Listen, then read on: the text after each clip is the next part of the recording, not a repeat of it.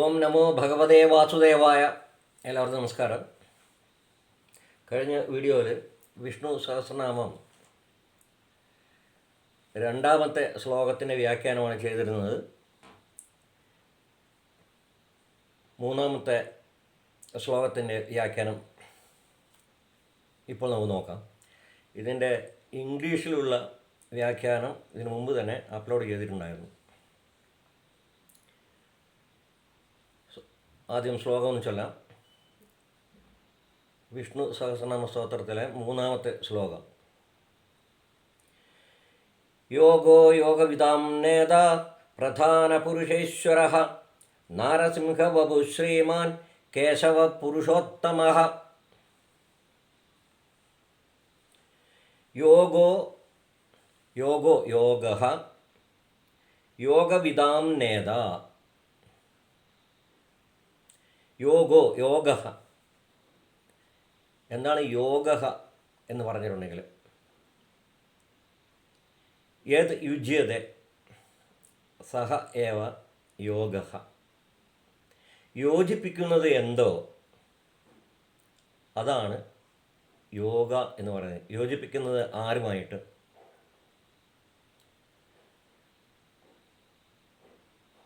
ഭഗവന്തം യുജ്യത്തെ. ഭഗവാനുമായിട്ട് ഏതാണ് യോജിപ്പിക്കുന്നത് അത് യോഗം. ഇപ്പോൾ യോഗ എന്ന് പറയുന്നത് സാധാരണഗതിക്ക് ഇപ്പോൾ യോഗാസനമൊക്കെ ചെയ്യാറുണ്ട്, എക്സസൈസ് മാതിരി. ഇവിടെ യോഗം എന്നതുകൊണ്ട് ഉദ്ദേശിക്കുന്നത് അതല്ല. യോഗം എന്ന് പറഞ്ഞിട്ടുണ്ടെങ്കിൽ ഇത് ധ്യാനമാർഗമാണ്. അത് വ്യക്തമായിട്ട് പതഞ്ജലി യോഗ സൂത്രത്തിൽ പറഞ്ഞിട്ടുണ്ട്. അതിൽ എക്സസൈസൊന്നും പറഞ്ഞിട്ടില്ല. 108 ആസനങ്ങളൊന്നും ഇതിന് ബാധകമല്ല, ഇതൊന്നും ചെയ്യാറുമില്ല. ധ്യാനമാർഗമാണ് യോഗ എന്ന് പറയുന്നത്. അത് യത് യുജ്യത സഹ ഏവ യോഗഃ. എന്താണോ ഭഗവാനുമായിട്ട്, ഭഗവന്തം യുജ്യത, ഭഗവാനുമായിട്ട് എന്താണ് യോജിപ്പിക്കുന്നത്, അതായത് നമ്മളെ യോജിപ്പിക്കുന്നത് ഏതോ ആ മാർഗം, അതാണ് യോഗ എന്ന് പറയുന്നത്. അതായത് ഈശ്വര സാക്ഷാത്കാരം നേടുന്നതിനായിട്ട്, ഈശ്വര സാക്ഷാത്കാര അർത്ഥം, സാക്ഷാത്കാരം പ്രാപ്തും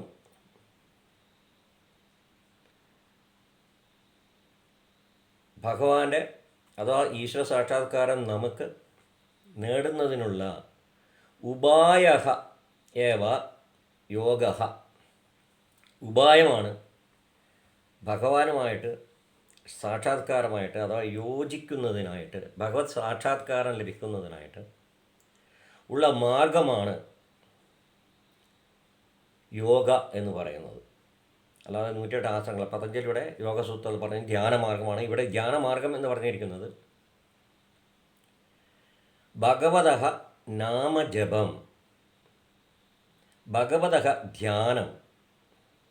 നമ്മൾ ഭഗവാന്റെ ധ്യാനം ചെയ്യുക, അതായത് ഭഗവാനിൽ മാത്രം മനസ്സുറപ്പിച്ച് ധ്യാനം ചെയ്യുക എന്നുള്ളതാണ് ഈ ധ്യാനമാർഗത്തിലൂടെ ഭഗവാനെ പ്രാപിക്കുന്നതിനായിട്ട്, അഥവാ ഈശ്വര സാക്ഷാത്കാരം ഇവിടെ ഭഗവാൻ മഹാവിഷ്ണുവിനെ പ്രാപിക്കുന്നതിനായിട്ട് സാധിക്കുന്നു. അപ്പോൾ ഇവിടെ ഈ യോഗ ആയിട്ടും അഥവാ മോക്ഷപ്രാപ്തി അർത്ഥം, മോക്ഷപ്രാപ്തി മാർഗമായിട്ടും ഭഗവാനേവ തിഷ്ഠതി, ഭഗവാൻ തന്നെ, ശ്രീ മഹാവിഷ്ണു തന്നെയാണ് ഇവിടെ യോഗയായിട്ടും വർത്തിക്കുന്നത്. അതായത് ഉപായമായിട്ടും വർത്തിക്കുന്നത്, യോഗരൂപത്തിൽ വർത്തിക്കുന്നതും ഭഗവാൻ തന്നെയാണ്. അതാണ് ഇവിടെ യോഗ എന്ന് കൊണ്ട് ഉദ്ദേശിച്ചിരിക്കുന്നത്. ധ്യാനമാർഗമാണത്, ഭഗവാനെ ധ്യാനിക്കുക എന്നുള്ളത്. ഇവിടെ ധ്യാനമാർഗത്തിൽ നിലനിൽക്കുന്നത് പോലും ആര് തന്നെയാണ്? സാക്ഷാൽ മഹാവിഷ്ണു തന്നെയാണ് എന്നർത്ഥം. അപ്പോൾ യോഗ എന്നതുകൊണ്ട് ധ്യാനമാർഗം എന്ന് പറയുന്ന അവസരത്തിൽ വേറെയും ചില കാര്യങ്ങളുണ്ട്. ഭഗവാനെ പ്രാർത്ഥിച്ചുകൊണ്ട് അല്ലെങ്കിൽ ഭഗവാനിൽ മനസ്സുറപ്പിച്ച് ധ്യാനം ചെയ്ത് കഴിഞ്ഞിട്ടുണ്ടെങ്കിൽ തീർച്ചയായിട്ടും ഭഗവാൻ ഉപായരൂപേണ തന്നിലേക്ക് അടുപ്പിക്കുന്നതിനായിട്ട് ഭക്തനെ അനുഗ്രഹിക്കും എന്നുള്ളതാണ്, അഥവാ ഭക്തനെ സഹായിക്കുന്നു. ഇതാണ് യോഗ. അതുകൊണ്ട് ഇവിടെ യോഗയായിട്ടും ഭഗവാൻ തന്നെയാണ് ഉപായമായിട്ട്. ഭഗവത് സാക്ഷാത്കാരാർത്ഥം ഉപായ വിധേന അഭി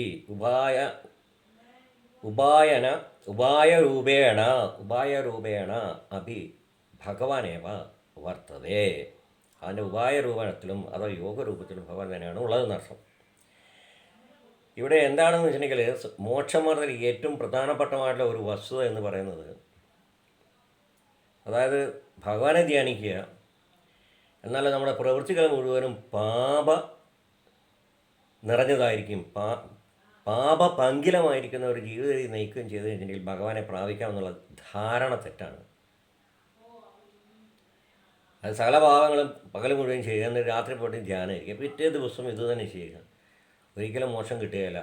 ഭഗവാനെ നിങ്ങൾ എത്ര തന്നെ വിളിച്ചു കഴിഞ്ഞാലും എന്ത് തന്നെ ചെയ്ത് കഴിഞ്ഞിട്ടുണ്ടെങ്കിലും ഈ പാപമായ മാർഗം വെടിയാതെ കണ്ടിട്ട് ഈശ്വര സാക്ഷാത്കാരം സാധ്യമല്ല. അപ്പോൾ യോഗ എന്ന് പറയുന്നത് ഇവിടെ നമ്മൾ ചെയ്യുന്നുവെങ്കിൽ അതിന് ചില കണ്ടീഷൻസ് ഉണ്ട്. സാധാരണ അത് ഇതിൽ പറഞ്ഞിരിക്കുന്നു നിരുപാധിക യുക്തി ഉപായ യോഗ. നിരുപാധിക കണ്ടീഷൻസ് ഒന്നുമില്ല, നിരുപാധിക യുക്തി ഉപായ, യുക്തിയോട് കൂടിയുള്ള ഒരു ഉപായമാണ് ഇത് യോഗ എന്ന് പറയുന്നത്. പക്ഷേ നിരുപാധികൻ്റെ കണ്ടീഷൻസ് ഇല്ല എന്നുള്ള അർത്ഥമാണ്. പക്ഷെ വേറെ ഒരു കാര്യമുണ്ട്, ഈ പാപമംഗലമായിട്ട് ജീവിതം എന്നുള്ളത് നമ്മൾ വിടിയേണ്ടിയിരിക്കുന്നു എങ്കിലേ യോഗ ചെയ്തുകൊണ്ടുള്ള ഗുണം കിട്ടുകയുള്ളൂ. അതാണ് പറഞ്ഞത്, പകൽ മുഴുവനും പാപമംഗലമായിട്ടുള്ള ജീവിതവും നമ്മുടെ രാത്രി വന്ന് യോഗയും ചെയ്തതുകൊണ്ട് അല്ലെങ്കിൽ ധ്യാനം ചെയ്തതുകൊണ്ട് ഫലം കിട്ടുമെന്ന് തോന്നില്ല. പക്ഷേ ഇവിടെ എന്താണെന്ന് വെച്ചിട്ടുണ്ടെങ്കിൽ ധ്യാനം ചെയ്യുക വഴി, അതാണ് ഇവിടെ പറഞ്ഞത്, ഭഗവാൻ തന്നെ യോഗരൂപേണ ഭക്താനാം സഹായാർത്ഥം ആഗച്ഛതി. ഭക്തന്മാരുടെ സഹായത്തിനായിട്ട് ഭഗവാൻ യോഗരൂപത്തിൽ വരുന്നു എന്ന് പറയുന്നു. അതാണ് ഇവിടെ യോഗ എന്ന്. യോഗയും ഭഗവാൻ തന്നെയാണ്, ഭഗവാനേവ യോഗ. അപ്പോൾ ഭഗവാൻ തന്നെയാണ്. അപ്പോൾ ഇവിടെ എന്താണെന്ന് പറയുന്നത്, നമ്മൾ ഭഗവാനിൽ മനസ്സർപ്പിക്കുന്ന അവസരത്തിൽ ഈ പാപമംഗലമായിട്ടുള്ള ജീവിതത്തെ ത്യജിക്കുന്നതിനായിട്ടുള്ള ഒരു പ്രചോദനം നമ്മളിൽ ഉണ്ടാവും അർത്ഥം. അപ്പോൾ ഭഗവാൻ അതിന് ഭക്തനെ സഹായം നൽകുന്നു. അങ്ങനെയാണ്. അതായത് സാധാരണഗതി നിരുപാധികം എന്ന് പറഞ്ഞിട്ടുണ്ടെങ്കിലും, നിരുപാധികം പറയാനുള്ള കാരണം ഭക്തി ഉണ്ടെങ്കിൽ തീർച്ചയായും പാപമംഗലമായിട്ടുള്ള ജീവിതത്തിൽ രക്ഷ നേടുന്നതിനായിട്ട്, അത്തരത്തിലുള്ള മോശപ്പെട്ട ആ ജീവിത രീതിയെ കൈവിടുന്നതിനായിട്ട് ത്യജിക്കുന്നതിനായിട്ട് ഭഗവാൻ നമ്മളെ സഹായിക്കും. അതുകൊണ്ടാണ് യോഗരൂപേണ ഭഗവാൻ സഹായം കരോതി, ഭക്താനാം സഹായം കരോതി എന്ന് പറയുന്നത്. എന്താണ് ഈ പങ്കിലമായിട്ട് ജീവിതം എന്നുകൊണ്ട് ഉദ്ദേശിക്കുന്നത്? നമ്മുടെ ലൈഫ് മുഴുവനും, ജീവിതം മുഴുവനും എന്തിനാൽ നിയന്ത്രിക്കപ്പെടുന്നു? കാമ, ക്രോധ, ലോഭ, മോഹ, മത, മാത്സര്യാദി ഗുണാൻ. കാമം, അതായത് ആഗ്രഹങ്ങൾ, ഡിസയേഴ്സ്. കാമം എന്ന് പറഞ്ഞാൽ ആഗ്രഹങ്ങൾ. ക്രോധം, ആങ്കർ, കോപം. ക്രോധം എന്ന് പറഞ്ഞാൽ കോപമാണ്, കാമം, ക്രോധം. പിന്നെ ലോഭം, പിശുക്ക്, ആർത്തി. മോഹവലയത്തിൽ, അതായത് ഇപ്പോൾ സൗന്ദര്യമുള്ളൊരു വസ്തു കാണുന്നത് നമ്മളതിൽ വീഴുന്നു, മോഹിക്കപ്പെടുന്നു എന്നുള്ളതാണ്. അതാണ് ഈ മോഹം എന്ന് പറയുന്നത്. അതിൽ വലിയ അർത്ഥമൊന്നും ഉണ്ടാവുകയല്ല. ചിന്തിച്ച് കഴിഞ്ഞിട്ടുണ്ടെങ്കിൽ നമ്മുടെ ആഗ്രഹങ്ങളുടെ വേറെ രൂപം മോഹങ്ങൾ. മോഹവലയത്തിൽപ്പെടുക, സ്ത്രീ പുരുഷ ബന്ധങ്ങൾ മോഹബന്ധമാണത്, മോഹവലയമാണത്. അപ്പോൾ അതൊന്ന്. പിന്നെ കാമ, ക്രോധ, ലോഭ, മോഹ, മതം. ആ, ഞാൻ തന്നെയാണ്, ഞാൻ സംതിങ് ആണ്, മറ്റുള്ളവരും എനിക്ക് താഴെ, അല്ലെങ്കിൽ മറ്റുള്ളവരെല്ലാം നികൃഷ്ട ജീവികളും ഞാൻ ഉത്തമൻ, ഞാൻ കെങ്കേമൻ. ഈഗോ എന്ന് പറയുന്ന അഹങ്കാരം. അതുപോലെ മതം, മതിക്കുക എന്ന് പറഞ്ഞിട്ടുണ്ടെങ്കിൽ കണ്ണുപാന സമ്പത്തുള്ള ഒരു ഉന്മത്തന്മാരെ മാതിരി ബിഹേവ് ചെയ്യും, മറ്റുള്ളവരെ വളരെ നികൃഷ്ടമായിട്ടാണ് വീക്ഷിക്കുക, അവരോട് പെരുമാറുന്നത്. പിന്നെ മാത്സര്യമാണ്, മത്സരബുദ്ധി. സ്വന്തമായിട്ട് എന്ത് എന്നുള്ളതല്ല, മറ്റുള്ളവർ എന്തിരിക്കുന്നോ അതുമാതിരി അതിനേക്കാൾ ഒരു പടി മേലെ കയറുക എന്നുള്ളത്. അതിനുമായിട്ട് ബന്ധപ്പെട്ടാണ് ഈ അസൂയ, കുനിഷ്ഠ, വര എന്നൊക്കെ പറയുന്നത്. അപ്പോൾ ഇത്യാദി സാധനങ്ങൾ, ഇതിൽ ഏറ്റവും പ്രധാനപ്പെട്ടതെന്ന് പറഞ്ഞിട്ടുണ്ടെങ്കിൽ കാമമാണ് എല്ലാത്തിനും അടിസ്ഥാന കാരണം. ബുദ്ധനും പറഞ്ഞിട്ടുണ്ട്, എല്ലാത്തിൻ്റെയും അടിസ്ഥാന കാരണം, അതായത് സകല ദുഃഖങ്ങളുടെയും അടിസ്ഥാന കാരണം കാമമാണ് എന്നർത്ഥം, ആഗ്രഹമാണ്. അപ്പോൾ ആഗ്രഹങ്ങളെ ത്യജിച്ചു കഴിഞ്ഞാൽ പിന്നെ ബാക്കിയുള്ള സാധനമൊന്നും ഉണ്ടാവില്ല. ആഗ്രഹത്തെ നിയന്ത്രിച്ചാൽ പിന്നെ മറ്റുള്ള ബാക്കിയുള്ള അതായത് ക്രോധം, ലോഭം, മോഹം, ഈ വസ്തുതകളെല്ലാം തന്നെ പതുക്കെ ഇല്ലാതായിക്കോളും എന്നുള്ളതാണ്. അപ്പോൾ എന്തായാലും നമ്മുടെ ഭാഗത്തുനിന്നും എന്തായിരിക്കണമെങ്കിൽ ഒരു നല്ല ലൈഫ്, മറ്റുള്ളവർക്ക് ഗുണമല്ലെങ്കിലും ദ്രോഹമില്ലാത്ത ഒരു രീതിയിലുള്ള അത്യാർത്തി വെടിഞ്ഞ ഒരു ലൈഫ്, കോപത്തെ നിയന്ത്രിച്ച് നിർത്തുക, ആഗ്രഹങ്ങളെ നിയന്ത്രിച്ച് നിർത്തുക. ആഗ്രഹങ്ങൾ തീരെ പാടില്ല എന്ന് പറയുന്നില്ല, ജീവിക്കണമെങ്കിൽ മിനിമം സാധനങ്ങൾ ആവശ്യമാണല്ലോ, ആഹാരം, വസ്ത്രം ഇത്യാദി സാധനങ്ങളൊക്കെ ആവശ്യകാര്യം. അപ്പോൾ ഇവയൊക്കെ തന്നെ ആവശ്യമുള്ളതാണ്. അപ്പോൾ അതുള്ളതുകൊണ്ട് തൃപ്തിപ്പെടുക, ആർത്തിയില്ലാതിരിക്കുക, ആഗ്രഹങ്ങളെ നിയന്ത്രിക്കുക. അങ്ങനെ ചെയ്തു കഴിഞ്ഞാൽ മാത്രമേ മോക്ഷമാർഗത്തേക്കുള്ള വഴി തുറക്കപ്പെടുകയുള്ളൂ. അങ്ങനെ വരുമ്പോഴാണ് യോഗ എന്ന് പറഞ്ഞാൽ, അതായത് ധ്യാനമാർഗം, ഭക്തിമാർഗം എന്ന് പറഞ്ഞാൽ ഇതാണ് യോഗ എന്നുകൊണ്ട് ഉദ്ദേശിക്കപ്പെട്ടിരിക്കുന്നത്. അത് ചെയ്തു കഴിഞ്ഞാൽ ഗുണം കിട്ടും. ആദ്യമേ ഈശ്വര സാക്ഷാത്കാരം പ്രാപ്യത, അവസാനം ഈശ്വര സാക്ഷാത്കാരം ലഭിക്കുന്നതുമാണ്. മഹാവിഷ്ണുവിൻ്റെ പ്രീതി ലഭിക്കുന്നതാണ്, മഹാവിഷ്ണുവിൻ്റെ അനുഗ്രഹവും കിട്ടും. അപ്പോൾ ഇവിടെ യോഗ എന്ന് പറഞ്ഞിട്ടുണ്ടെങ്കിൽ ഭഗവാൻ തന്നെ മോക്ഷമാർഗമായിട്ട് അത് യോഗ രൂപത്തിലൂടെ സ്ഥിതി ചെയ്യുന്നു. നമ്മൾ ധ്യാനം ചെയ്യുന്ന അവസരത്തിൽ ഭഗവാൻ നമ്മളെ ഈ പാപപങ്കിലമായിട്ടുള്ള ജീവിത രീതിയിൽ നിന്നും വ്യതിചലിക്കുന്നതിനായിട്ട്, മാറുന്നതിനായിട്ട് ഭഗവാൻ തന്നെ നമുക്കൊരു പ്രചോദനം നമ്മുടെ മനസ്സിലുണ്ടാക്കുന്ന അർത്ഥം. അപ്പോൾ യോഗരൂപേണ അഭി ഭഗവാൻ വർത്തതേ യോഗ. അപ്പോൾ ഭഗവാൻ തന്നെയാണ് യോഗ എന്ന് പറയുന്നത്. പിന്നെയോ യോഗവിദാം നേത. യോഗവിത്ത് എന്ന് പറഞ്ഞിട്ടുണ്ടെങ്കിൽ യഹ യോഗ അഭ്യസതി യോഗം കരോതി. യഹ യോഗ കരോതി, യോഗ ആരാണോ ചെയ്യുന്നത് അവനാണ് യോഗവിദ്. യോഗ ചെയ്യുന്ന, അതായത് മെഡിറ്റേഷൻ ചെയ്യുന്നയാൾ, ധ്യാനം ചെയ്യുന്നയാൾ, അഥവാ ഭഗവാനിൽ പരിപൂർണ്ണ മനസ്സർപ്പിച്ച് ധ്യാനം ചെയ്യുക എന്ന പ്രക്രിയ യോഗ എന്നറിയപ്പെടുന്നു. മുക്തിമാർഗത്തിലേക്കുള്ള ഒരു വഴിയാണ് ഈ ധ്യാനമാർഗം എന്ന് പറയുന്നത്. അത് തന്നെയാണ് യോഗയും. അത് ചെയ്യുന്നവരാണ്, അതറിയുന്നവരാണ് യോഗവിദ് എന്ന് പറയുന്നത്. അപ്പോൾ യോഗവിദാം നേത യഹ നയതി, ആരാണോ നയിക്കുന്നത് അവൻ നേത. അപ്പോൾ ഇവിടെ ഭഗവാൻ തന്നെ ആരാണ് യോഗവിദ്യകളെ, അഥവാ യോഗി എന്നും പറയാം നമുക്കിവിടെ. യോഗവിദ് എന്ന് പറഞ്ഞാൽ യോഗി എന്ന് പറയാം, വേറെ അർത്ഥങ്ങളുണ്ടായിരിക്കാം. പക്ഷെ ഇവിടെ നമ്മൾ യോഗവിദ് എന്നുള്ള യോഗ ജാനാതി, യോഗ അഭ്യസതി, യോഗ കരോതി. ഈ യോഗം ആരാണോ ചെയ്യുന്നത് അവൻ യോഗവിത്തും. അവരുടെയെല്ലാം യോഗവിതാം അവരുടെയെല്ലാം നേതാവായിട്ടും എന്ന് പറയുന്നതല്ല, ഭഗവാൻ വിഷ്ണു ഭക്താൻ മോക്ഷമാർഗേ നയതി, മോക്ഷമാർഗത്തിലേക്ക് ആരെ? യഹ യോഗ കരോതി, ആരാണ് യോഗ ചെയ്യുന്നത് അവനെ ഭക്തിമാർഗത്തിലേക്ക് ഭഗവാൻ നയതി, ഭഗവാൻ കൂട്ടിക്കൊണ്ടുപോകുന്നു, അങ്ങനെ തന്നിലേക്ക് അടുപ്പിക്കുകയും ചെയ്യുന്നതാണ്. അപ്പോൾ യോഗികളുടെ നേതാവ്, യോഗ ഇവിടെ ഭഗവാന്റെ ധ്യാനം ചെയ്യുന്നവരുടെ നേതാവാണ്. അവരെ ഭഗവാൻ നയതി സ്വസ്യ സമീപേ ആത്മനഃ സമീപേ, തൻ്റെ അടുത്തേക്ക് അവരെ ഭഗവാൻ നയതി ആണ്.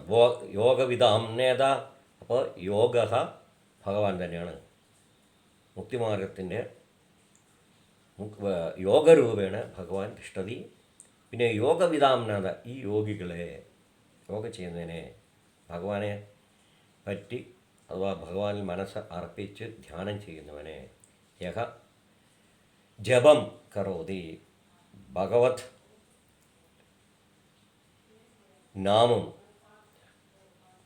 നാമസ്യ ജപം കരോതി, ഭഗവാന്റെ നാമങ്ങളെ ഉച്ചരിക്കുന്നവൻ, ജപം ചെയ്യുന്നവന് യോഗവിത്ത്, അവരാണ് യോഗവിത്ത്. അവരെ എന്ത് ചെയ്യുന്നു? ഭഗവാൻ നയതി, യഹ നയതി സഹ ആരാണ് നയിച്ചു കൊണ്ടുപോകുന്നത് അവൻ ആര്? അപ്പോൾ യോഗരൂപത്തിലും യോഗവിത്തുകളെ, യോഗ ചെയ്യുന്നവനെ നയിക്കുന്നവനും ആര് തന്നെയാണ്? ഭഗവാൻ വിഷ്ണു ഏവ. യോഗോ യോഗവിദാം പ്രധാന പുരുഷേശ്വര. പ്രധാന എന്ന് പറഞ്ഞിട്ടുണ്ടെങ്കിൽ പ്രകൃതി, സ്ഥൂല സൂക്ഷ്മം ആയിട്ടുള്ള, അക്ഷരം ആയിട്ടുള്ള വസ്തുവാണ്. വസ്തുഹേവ പ്രകൃതി പുരുഷ സംയോഗത്താലാണ് ഇവിടെ ജീവജാലങ്ങൾ ഉടലെടുക്കുന്നതെന്നർത്ഥം. ഭഗവാൻ ജീവാത്മനം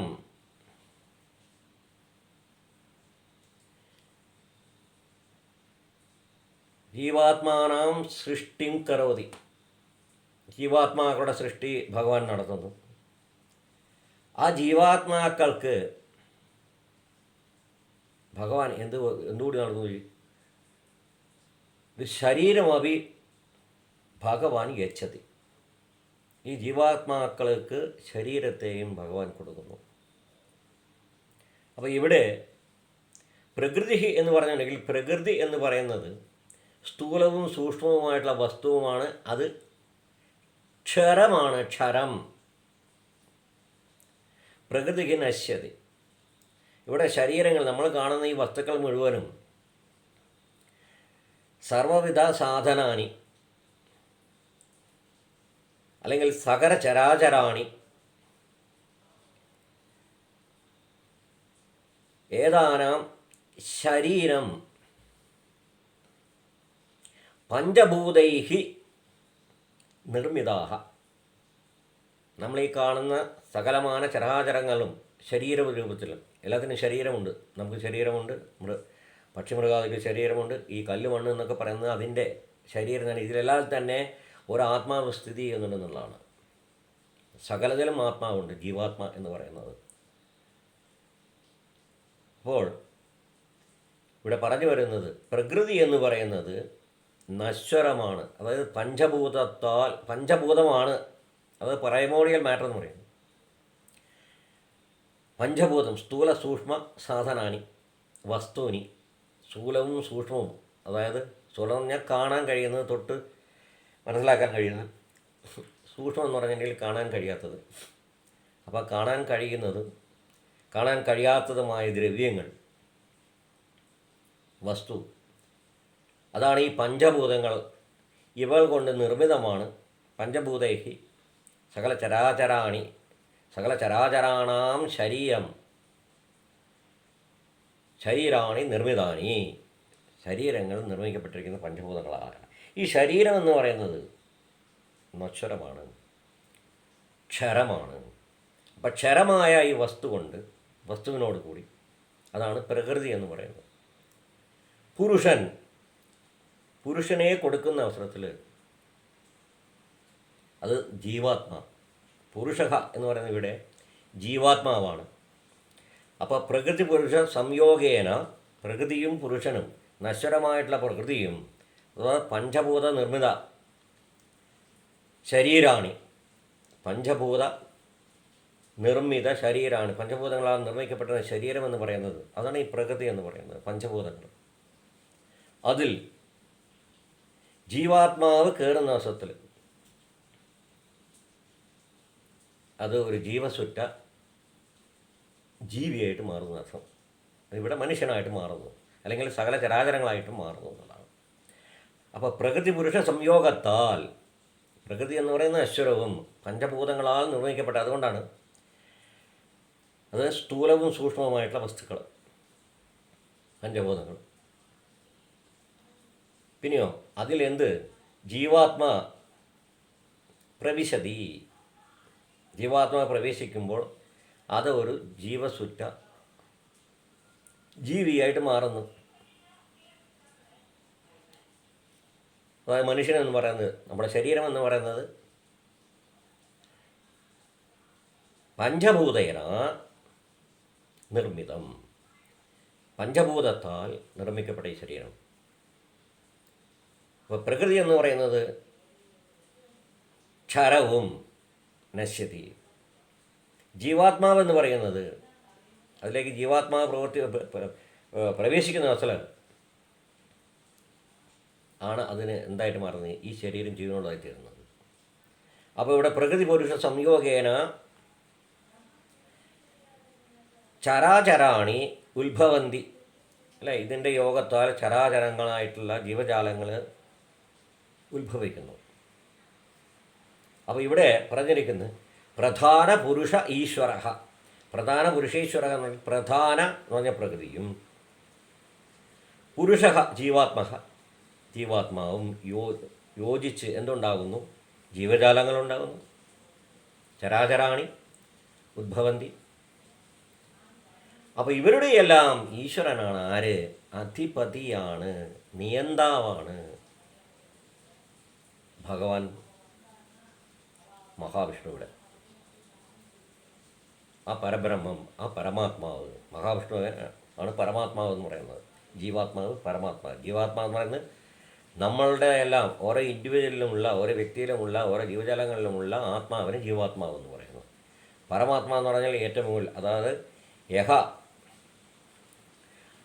ആത്മാനാം സൃഷ്ടിം കരോതി, ആത്മാക്കളുടെ സൃഷ്ടി, ജീവാത്മാനാം സൃഷ്ടിം കരോതി സഹ ഏവ പരമാത്മാ, ആത്മാക്കളുടെ സൃഷ്ടി ചെയ്യുന്നവനാണ് ആര്? പരമാത്മാ എന്ന, അഥവാ ഇവിടെ മഹാവിഷ്ണു എന്ന് പറയുന്നത്. അപ്പോൾ ഇവിടെ പ്രകൃതി പുരുഷ സംയോഗേന എന്ത് സംഭവിക്കുന്നു? സകല ചരാചരാണി ഉദ്ഭവന്തി, സകല ചരാചരങ്ങൾ ഉത്ഭവിക്കുന്നു. അതിൽ ജീവാത്മാവ് അക്ഷരവും നാശമില്ലാത്തത്, നാശരഹിത ജീവാത്മ. പിന്നെയോ ക്ഷരമെന്ന് പറയുന്നത്, ശരീരം എന്ന് പറയുന്നത് പഞ്ചഭൂതങ്ങളാൽ നിർമ്മിക്കപ്പെട്ടിരിക്കുന്ന ഈ ശരീരം, അത് പ്രകൃതി, അത് ക്ഷരവുമാണ്, നശ്യതി.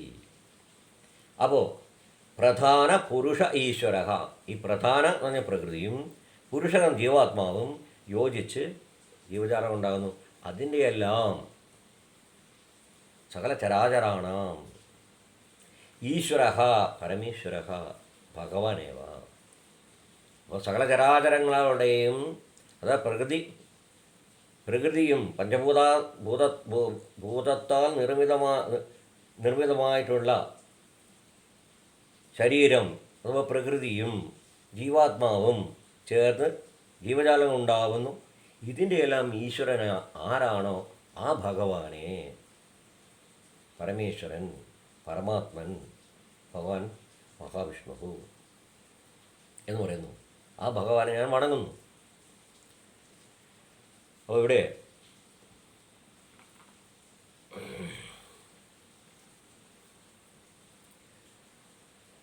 നാരസിംഹവപു ശ്രീമാൻ കേശവ പുരുഷോത്തമ. പിന്നെയോ ആരാണോ നരസിംഹമൂർത്തിയായിട്ട് ഇരിക്കുന്നത് ആ ഭഗവാനെ, നരസിംഹമൂർത്തിയായിട്ട്, നരസിംഹമൂർത്തി എന്ന് പറഞ്ഞിട്ടുണ്ടെങ്കിൽ വപുഹു, നാരസിംഹ വപുഹു, നരസിംഹസ്യ ശരീര, നരസിംഹത്തിൻ്റെ ശരീരമുള്ളവൻ. നരസിംഹം എന്ന് പറയുന്നത് ശിരഹ സിംഹരൂപേണ, ശേഷ ശരീരഭാഗ മനുഷ്യസ്യ. അപ്പോൾ തല, ശിരസ് സിംഹത്തിൻ്റെയും ഉടൽ ശേഷ ശരീരഭാഗം, ബാക്കിയുള്ള ശരീരഭാഗം, അതായത് ഉടൽ എന്ന് പറയുന്നത് മനുഷ്യൻ്റെയും, മനുഷ്യസ്യ ശരീരഭാഗ, ശിരസോ ശിരഹ നരസിംഹസ്യ, സിംഹസ്യ ശിരഹ, സിംഹത്തിൻ്റെ തലയോടും ശിരസും മനുഷ്യൻ്റെ ഉടലും ഉള്ള രൂപമാണ് നരസിംഹം എന്ന് പറയുന്നത്. അപ്പോൾ നാരസിംഹ വപുഹു, നരസിംഹത്തിൻ്റെ ശരീരത്തോടു കൂടിയവർ. യഹ നരസിംഹസ്യ, യസ്യ നരസിംഹസ്യ ശരീരമസ്തി സഹ ഏവ നരസിംഹ വപുഹു, നരസിംഹത്തിൻ്റെ വപു ശരീരേണ യഹ തിഷ്ഠതി, ആരാണോ ഇരിക്കുന്നത് ആ പരമേശ്വരൻ, ആ പരമാത്മൻ ശ്രീ മഹാവിഷ്ണു. ഈ എന്താണ് നരസിംഹത്തിൻ്റെ പ്രത്യേകത എന്ന് പറയുന്നത്? ഭഗവാൻ മഹാവിഷ്ണു നരസിംഹസ്യ രൂപം ധൃതവാൻ പ്രഹ്ലാദസ്യ പ്രഹ്ലാദസ്യ രക്ഷണാർത്ഥം, ഭക്തപ്രഹ്ലാദൻ്റെ അഥവാ ഹിരണ്യകശിപുവിൻ്റെ രാക്ഷസരാജാവായ, രാക്ഷസ സമ്രാട്ട് ആയ ഹിരണ്യകശുവിൻ്റെ പുത്രഹേവ പ്രഹ്ലാദ. ഹിരണ്യകശിപു എന്ന് പറയുന്നത് മഹാവിഷ്ണുവിൻ്റെ എതിരാണ്, ശത്രുവാണെന്നർത്ഥം. അപ്പോൾ പ്രഹ്ലാദനോ തൻ്റെ പുത്രനായ കശിപുവിൻ്റെ പുത്രനായ പ്രഹ്ലാദൻ മഹാവിഷ്ണുവിൽ സ്വയം അർപ്പിച്ചിരിക്കുന്നു. അതാണ് പരമഭക്തനാകുന്നു. വിഷ്ണോഹ പരമഭക്തഹേവ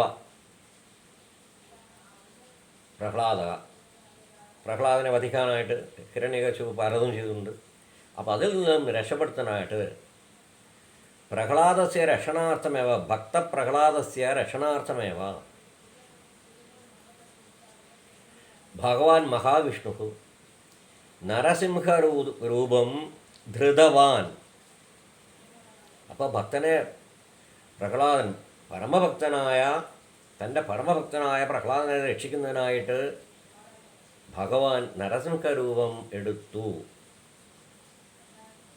അപ്പോൾ ഇവിടെ പറഞ്ഞു വരുന്നത്, ഭക്തൻ എന്തെങ്കിലും ഉണ്ടായാൽ ഉടൻ തന്നെ എന്തു ചെയ്യും? ഭഗവാനെ ധ്യാനിച്ചു കഴിഞ്ഞാൽ തത്ക്ഷണേവ ഭഗവാൻ മഹാവിഷ്ണു ഭക്തസ്യ രക്ഷണാർത്ഥം ആഗച്ഛതി. ഭക്തൻ്റെ സംരക്ഷണത്തിനായിട്ട് ഉടൻ തന്നെ ഭഗവാൻ എത്തിച്ചേരുന്നതാണ് അർത്ഥം. അപ്പോൾ നാരസിംഹ വപുഹു, നരസിംഹത്തിൻ്റെ അവതാരമെടുത്തവനും, അതായത് ഭക്തസ്യ രക്ഷണാർത്ഥം പ്രഹ്ലാദസ്യ പ്രഹ്ലാദസ്യ പരമഭക്തഹേവ വിഷ്ണോഹ പരമഭക്തഹേവ പ്രഹ്ലാദ തസ്യ രക്ഷണാർത്ഥമേവ ഭഗവാൻ നരസിംഹരൂപം ധൃതവാൻ. നരസിംഹരൂപത്തെ സ്വീകരിക്കുകയും ആരാണോ നരസിംഹരൂപം ഭക്തനെ രക്ഷിക്കുന്നതിനായിട്ട് നരസിംഹരൂപം സ്വീകരിച്ചത് ആ ഭഗവാനെ, മഹാവിഷ്ണുവിനെ ഞാൻ ധ്യാനിക്കുന്നതിൽ പറയുന്നില്ല. സാധാരണ സഹസ്രനാമ ബലി എന്ന് ഉണ്ട്. സഹസ്രനാമം എന്ന് വെച്ചാൽ ഓരോന്നിനും ഓം യോഗായ നമഃ, ഓം യോഗവിദാം നേതായ നമഃ, ഓം നരസിംഹവേ നമഃ, ഇങ്ങനെ സാധാരണ നമ്മൾ അർച്ചനയ്ക്കായിട്ട് ഇങ്ങനെയാണ് പറയാറുള്ളത്. നമസ്കാരങ്ങൾ തന്നെയാണ് അർപ്പിക്കുന്നത്. അപ്പോൾ ഇവിടെ അത് ഒന്നിച്ച് പറയുന്ന ശ്ലോകരൂപത്തിൽ നിന്ന് മാത്രം നമസ്കാരങ്ങൾ തന്നെയാണ് ഉദ്ദേശിക്കപ്പെട്ടിരിക്കുന്നത്. ഭഗവാനായിക്കൊണ്ട് നമസ്കാരം തസ്മൈ നമഃ എന്ന് തന്നെയാണ് ഉദ്ദേശിക്കപ്പെട്ടിരിക്കുന്നത്. അപ്പോൾ നരസിംഹബബുവും പിന്നെ ശ്രീമാൻ, ശ്രീ എന്ന് പറഞ്ഞിട്ടുണ്ടെങ്കിൽ ഐശ്വര്യമുള്ളവനും ഭഗവാൻ. അതുമാത്രമല്ല ശ്രീമാൻ എന്ന് പറഞ്ഞിട്ടുണ്ടെങ്കിൽ ശ്രീ എന്ന് പറയുന്നത് മഹാലക്ഷ്മി. അപ്പോൾ ശ്രീമാൻ മഹാലക്ഷ്മിയാഹ പതി, മഹാലക്ഷ്മിയുടെ പതിയായിട്ടുള്ളവനും ശ്രീമാൻ ആയ ഭഗവാനെ, ആരാണോ മഹാലക്ഷ്മിയുടെ പതിയായിട്ടുള്ളവൻ അവനെ ഞാൻ സ്മരിക്കുന്നതിനർത്ഥം. മഹാലക്ഷ്മിയുടെ പതിയായിട്ടുള്ളവനും ശ്രീമാൻ കേശവ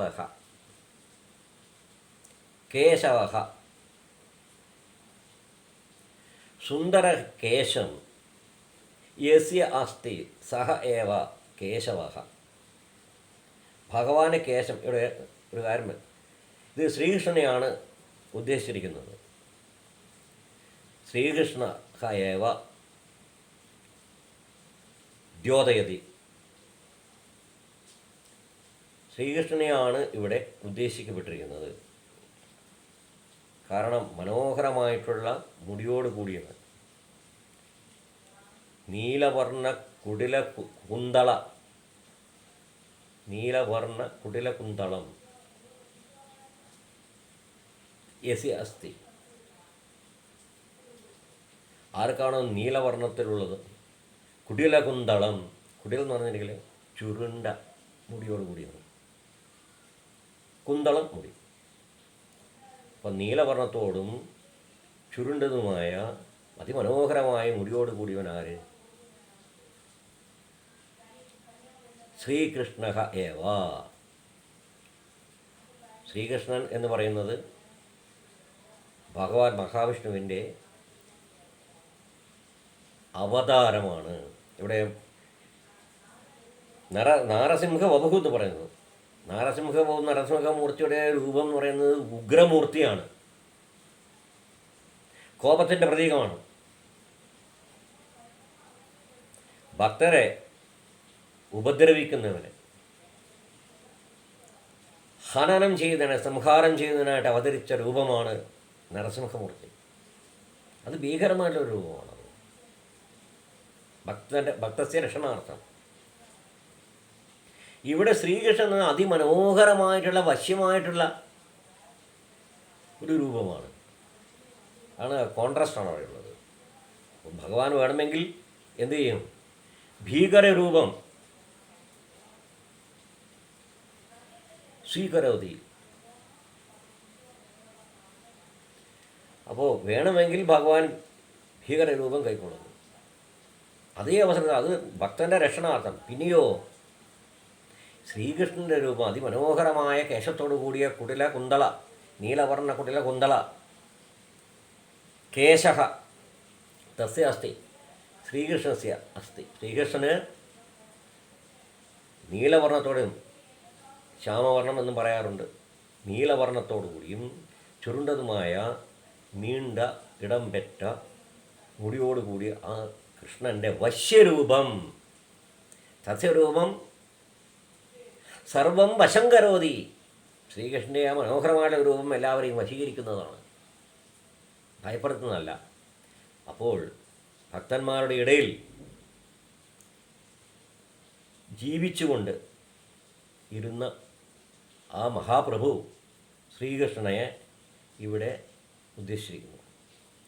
അപ്പോൾ അതിമനോഹരമായ വശ്യശക്തിയുള്ള യഹ വശം കരോതി, സർവം വശം കരോതി.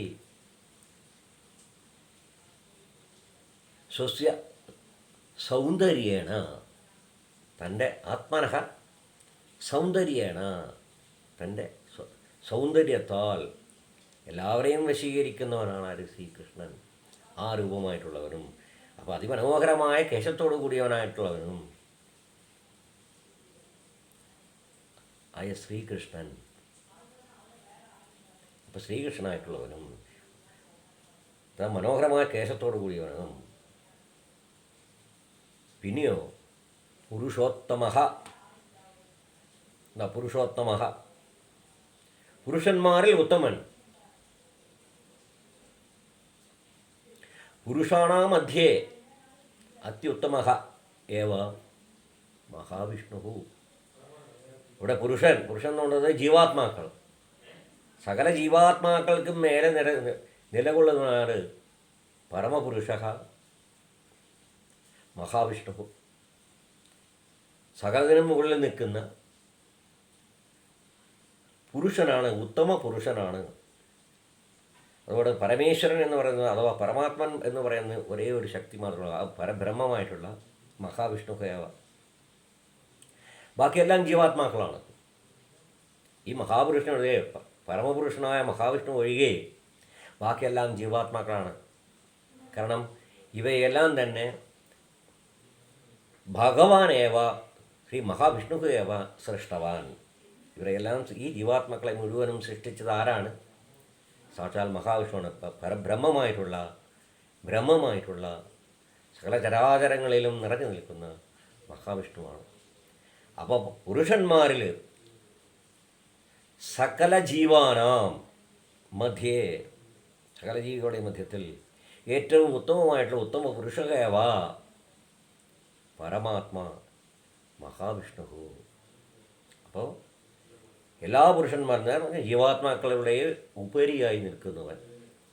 കാരണം ഭഗവാന് ഉപരിയായിട്ട് ഒന്നും തന്നെയില്ല. കാരണം പരമാത്മനാണ്, ഏകമായിട്ടുള്ള ഒരു ശക്തി വിശേഷമാണ്, പരബ്രഹ്മമാണ്. അഥവാ ബ്രഹ്മം, സകലയിൽ നിറഞ്ഞിരിക്കുന്ന ബ്രഹ്മമാണ് ആര്? മഹാവിഷ്ണു. ആ പുരുഷൻ ഉത്തമ പുരുഷനാണ്. കാരണം മറ്റുള്ളതിനെയെല്ലാം എന്താണ്? ഭഗവാനേവ സൃഷ്ടവാൻ. ഭഗവാനാണ് ഇവകളെല്ലാം, ഈ ജീവാത്മാക്കളെ സൃഷ്ടിച്ചിരിക്കുന്നത്. അപ്പോൾ സകല പുരുഷന്മാരുടെ, സകല ജീവാത്മാക്കളും മുകളിൽ നിൽക്കുന്ന ഉത്തമനായ പുരുഷനായിട്ടുള്ളവനുമായ മഹാവിഷ്ണു എന്നർത്ഥം. അപ്പോൾ ഇതൊന്നുകൂടെ ചൊല്ലാം. യോഗോ യോഗവിദാം നേതാ പ്രധാന പുരുഷേശ്വരഃ നാരസിംഹവപു ശ്രീമാൻ കേശവ പുരുഷോത്തമഃ.